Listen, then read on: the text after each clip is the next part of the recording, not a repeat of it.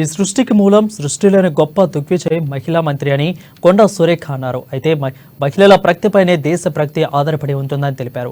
మార్చి 8న అంతర్జాతీయ మహిళా దినోత్సవాన్ని పురస్కరించుకుని ఎలక్ట్రిసిటీ ఉమెన్స్ వెల్ఫేర్ అసోసియేషన్ ఆధ్వర్యంలో నిర్వహించిన వేడుకలో మంత్రి పాల్గొన్నారు.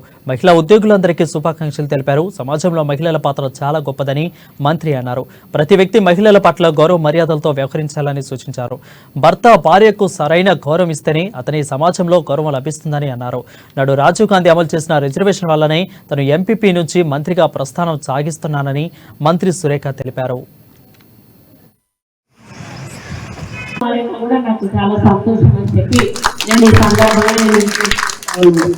ఇంకా ఉమెన్స్ డే గురించి ఎంత చెప్పినా కూడా చాలా తక్కువ.